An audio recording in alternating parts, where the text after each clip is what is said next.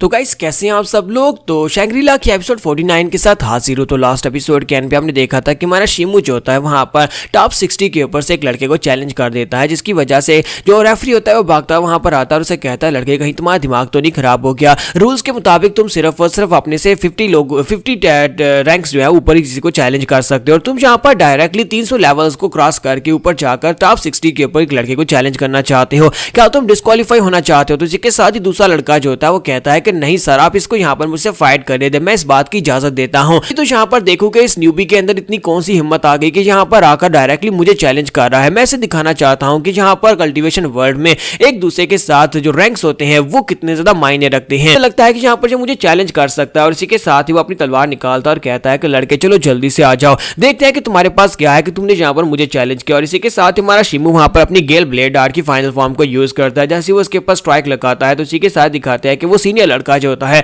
उसके साथ हिट होने के बाद उस बेचारे की तलवारें भी टूट जाती हैं और वो अरीना से बाहर गिर जाता है और सिर्फ एक ही स्ट्राइक में हमारा शिमू जो होता है अपनी फाइट को जीत जाता है। तो हमारा शिमू जो होता है डायरेक्टली रैंक 60 के ऊपर पहुंच जाता है और इसी के साथ ही वहां पर एक क्या उसे कहते हैं शोर मच जाता है और सभी लोग जो होते हैं वो हैरान हो रहे होते हैं और कहते हैं कि ये लड़का कहां से आया है। इस न्यूबी ने जहां पर डायरेक्टली अपने लिए रैंक 60 हासिल कर लिया, यानी कि ये बाइशी, ज़ाओमिंग और लैनफेंग उन तीनों से आगे निकल गया, उन तीनों की रैंकिंग जो है वो 20 से कम है। तो वो सभी लोग सोच रहे होते हैं क्या है ये कहां से आया है, ये कौन सा डिसाइपल, हमने पहले इसके बारे में क्यों नहीं सुना। और इसी के साथ ही ज़ाओमिंग को दिखाते हैं कि ज़ाओमिंग जब उसकी तरफ देखता है तो कहता है कि ये क्या, ये तो हमारा दोस्त शिमू है, ये तो किसी ऑर्गेनाइजेशन का भी पार्ट नहीं है, इसने किसी ऑर्गेनाइजेशन को भी ज्वाइन नहीं किया और इसके ये तो अकेले कल्टीवेट करता है। सेल्फ कल्टीवेशन के बाद भी ये इतना ज्यादा स्ट्रॉन्ग कैसे हो सकता है। मुझे तो ऐसा लगता है जैसे कि ये टॉप के ऊपर खड़ा, मैं यहाँ पर नीचे खड़ा हूँ, ये मुझसे ज्यादा स्ट्रॉन्ग कैसे हो सकता है। इस बात से ज़ाओमिंग जो होता है बहुत ज्यादा गुस्सा होता है और उसे बहुत ज्यादा जेलसी भी हो रही होती है कि इसके पास ऐसा क्या है जिसकी वजह से ये मुझसे ज्यादा स्ट्रॉन्ग हो गया है। और इसी के साथ ही दिखाते हैं कि वो सभी लोग आपस में बातें कर रहे होते हैं। वो सभी लोग कहते हैं कि क्या तुम लोगों को पता है कि ये लड़का जो है ये लाइब्रेरी में जा रहा है जहां पर मास्टर जू, जिनके बारे में कहा जाता है कि वो एक स्पेशल मैजिशियन है, उनके पास से जाकर ये स्पेशल टेक्निक सीख रहा है। मुझे लगता है कि इसने उसको अपना मास्टर बना लिया है। एक लड़का उनमें से कहता है क्या तुमने सुना है, मैंने सुना है कि इस लड़के के पास भी सुशी की पावर्स हैं और ये इस वक्त डिग्री 5 का सुशी है, ये एक बहुत ही रेयर है जो कि स्पेशल मैजिक को यूज कर सकता है और दूसरी दुनिया के एनिमल्स के साथ कांटेक्ट कर सकता है। तो ये सारी बातें सुनने के बाद ज़ाओमिंग जो होता है और भी ज्यादा गुस्सा होता है और भी ज्यादा जेलस होता है, कहता है कि मैं यहाँ पर एक सुशी जो फायर को यूज कर सकता है, लेकिन ये मुझसे ज्यादा रेयर कैसे हो सकता है क्योंकि उसके पास जो फायर होती है वो 3rd डिग्री की होती है और हमारे शिमू के पास जो स्पेशल टैलेंट होता है वो 5th डिग्री का होता है। तो इसी वजह से वो बाहर खड़ा काफी ज्यादा जेलस हो रहा होता है। तो इसी के साथ ही दूसरी तरफ का सीन दिखाता है जहां पर बाइशी अपनी फाइट कर रहा था। तो बाइशी जो होता है बड़ी तेजी के साथ आगे बढ़ता है, अपने 5 में पावर रिलीज करने के बाद उस लड़की को एक पंच मारता है, लेकिन वो लड़की अपनी तलवार को सामने करते हुए उसके पंच को ब्लॉक कर लेती है। तो बाइशी जो होता है उसे पीछे की तरफ झटक देता है, लेकिन पीछे हटने के बाद वो लड़की जो होती है अपनी लॉन्ग ब्लेड को यूज करते हुए उसके साथ एनर्जी को रिलीज करती है, जिसके साथ ही उस तलवार का साइज जो होता है काफी ज्यादा लंबा हो जाता है जो कि एनर्जी स्वर्ड्स होती है और एनर्जी स्वर्ड के साथ ऊपर से उसके ऊपर स्ट्राइक लगाने के लिए आगे बढ़ती है। लेकिन बाइशी फिर से अपने 5 में पावर्स को रिलीज करने के बाद ऊपर की तरफ एक जबरदस्त स्ट्राइक लगाता है। जब वो एक स्ट्राइक लगाता है तो वो लड़की उसके साथ हिट होने के बाद उसकी तलवार उसके हाथ से छूट जाती है। तो उसकी लॉन्ग स्वॉर्ड के उसके हाथ से छूट जाने के बाद अब उस लड़की के पास वेपन नहीं बचा, तो वो कहती है ठीक है तुम इस मैच में जीत गए, मैं हार मानती हूँ। तो बाइशी से कहता है कि तुम्हारा बहुत बहुत शुक्रिया मुझसे स्पार करने के लिए। और इसी के साथ ही बाइशी की नजर साइड के ऊपर शिमू के ऊपर पड़ती है तो वो जल्दी से जंप करते हुए उसके एरिना में चला जाता है और कहता है कि ब्रदर शी तुम कैसे हो, फिर से के बाद तुम्हें यहाँ पर देख रहा हूँ, तुम कहाँ पर थे, तुम हमसे मिलने के लिए भी नहीं आए। तुम्हारा शिमू से कहता है कि मैं ट्रेनिंग में बहुत ज्यादा बिजी था, इसी वजह से मुझे बाहर के बारे में कुछ पता ही नहीं था कि तुम लोग क्या कर रहे हो, मुझे लगता है कि तुम भी पहले से काफी ज्यादा बेहतर हो गए। और इसी के साथ ही बाइशी जो होता है ऊपर रैंकिंग वाले टैबलेट के ऊपर उसका नाम देखता है। जैसे वो उसका नाम देखता है उसे बहुत ज्यादा हैरानी होती है कि ये रैंक नंबर 60 पर पहुंच गया, जबकि वो बेचारा अभी तक रैंक नंबर 86 के ऊपर है। लेकिन बाइशी जो होता है वो ऐसा इंसान नहीं है कि वो किसी की रैंकिंग से जेलस हो, तो वो उसे कहता है कि ये क्या ब्रदर, तुम तो मुझसे आगे निकल गए, हालांकि हम लोगों ने यहाँ पर एक ग्रुप को ज्वाइन किया था लेकिन इसके बावजूद तुम्हारी रैंकिंग हमारी रैंकिंग से आगे निकल चुकी है।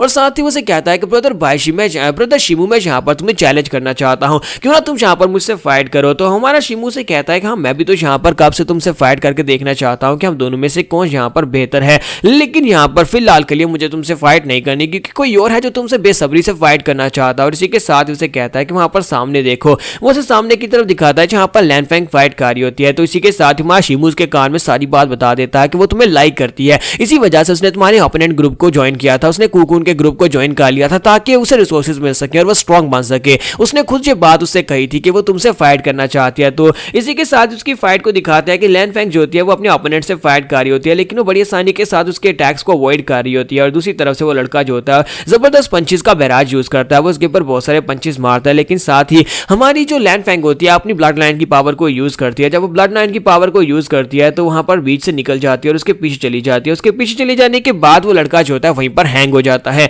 क्योंकि वो यहाँ पर इल्यूशन वर्ल्ड के अंदर ट्रैप हो जाता है। और इसी के साथ ही वो आगे बढ़कर सिर्फ एक ही हाथ के साथ उसे धक्का देकर रीना से बाहर फेंक देती है। तो हमारी लैंड फैंग को ज्यादा मेहनत भी नहीं करना पड़ती है और अपने मैच को जीत भी जाती है। जब अपना मैच जीत जाती है तो हमारा शिमू दूसरी तरफ से उसे कह रहा होता है कि तुम्हें जाकर उससे फाइट करनी है। इसी के साथ ही बाइशी जल्दी से जंप करते हुए उसके एरिना में चला जाता है। वहां पर जाने के बाद उसे कहता है कि मिस लैंड फैंग क्या तुम मुझसे फाइट करोगी? और इसी के साथ ही हमारा शिमू भी उसे वहां पर पीस का साइन बनाता है। तो वो काफी ज्यादा हैरान होती है और कहती है कि ये तो मुझे शर्मिंदा कर रहा है। और इसी के साथ ही मिस लैंड फैंग जो होती है वो कहती है हाँ ठीक है, मैं तुम्हारे चैलेंज को एक्सेप्ट करती हूँ, मैं तुमसे फाइट करने को तैयार हूँ, मैं भी तो यहाँ पर देखना चाहती हूँ कि तुम कितने ज्यादा स्ट्रॉन्ग बने हो। वो दोनों वहां पर आपस में डिसाइड कर लेते हैं कि वो दोनों वहां पर एक दूसरे को चैलेंज करके फाइट करेंगे। तुम्हारा शिमू इस बात से काफी खुश हो रहा है। किसी के साथ जाओ मिंग जो होता है वो एरिया में जहां पर जंप करते हुए आ जाता है और उसे कहता है कि ब्रदर शिमू काफी दिनों के बाद तुम्हें देख रहा हूँ, जबकि तुम ब्रदर बाइशी से फाइट नहीं करने वाले तो क्यों ना जहां पर मेरे साथ फाइट करो। इसी के साथ ही दोनों के मैचेस वहां पर सेटअप हो जाते हैं। एक तरफ से बाइशी और लैंड फैंग फाइट करने वाले हैं, दूसरी तरफ हमारा शिमू और उसके साथ जामिंग फाइट करने वाले हैं।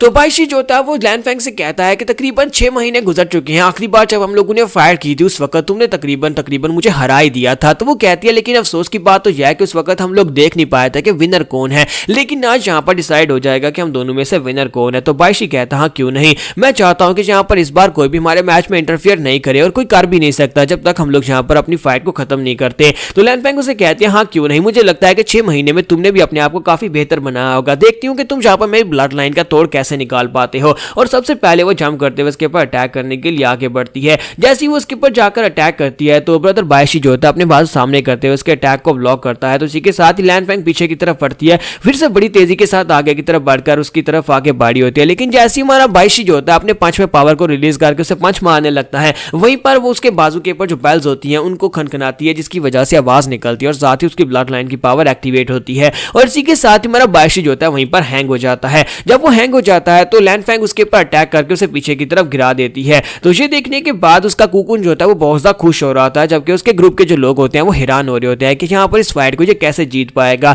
तो ब्रदर जिन कहता है हमारी तरफ से बाइशी हमारे ग्रुप का प्रोडिजी और दूसरी तरफ से कुकुन के ग्रुप की तरफ से वो लड़की जो है उनकी प्रोडिजी, और दोनों यहाँ पर ऑलरेडी फाइट कर रहे हैं। जबकि कुकुन सोच रहा होता है अगर ये लड़का यहाँ पर इसको लड़की समझकर ठीक से फाइट नहीं करेगा तो इस लड़के के चांसेस बहुत ज्यादा कम है कि ये इस फाइट को जीत पाएगा। तो इसी के साथ ही हमारा बाइशी जो होता है वहां पर सीरियस हो जाता है। बाइशी सोच रहा है कि अब मैं यहाँ पर क्या करूँ, ये हर बार जब वहां पर इसकी बेल बजती है तो इसी के साथ इसकी ब्लड लाइन की पावर एक्टिवेट होती है और मैं कुछ भी नहीं कर पाता, मैं थोड़ी देर के लिए हैंग हो जाता हूँ। फिर साथ वो कहता है कि तो अच्छा तो ये बात है, तो फिर मुझे यहाँ पर वही पैंतरा आजमा कर देखना चाहिए। मुझे लगता है कि ये सिर्फ और सिर्फ एक गैस है, लेकिन मुझे लगता है ये काम करेगा। और बाइशी दोनों हाथों में पावर्स को रिलीज करने के बाद बड़ी तेजी के साथ आगे बढ़ता है, जब किसी के साथ ही लैंड फैंग जो होती है फिर से वहां पर अपनी ब्लड लाइन की पावर को यूज करने लगी है। और हम लोग अपनी एपिसोड 49 का एंड करेंगे। नेक्स्ट एपिसोड में देखेंगे बाइशी को यहाँ पर इसकी ब्लड लाइन का कौन सा तोड़ मिला है, किसकी कैसे वो यहाँ पर उसकी ब्लड लाइन का तोड़ निकालेगा और कैसे इस फाइट को जीत पाएगा।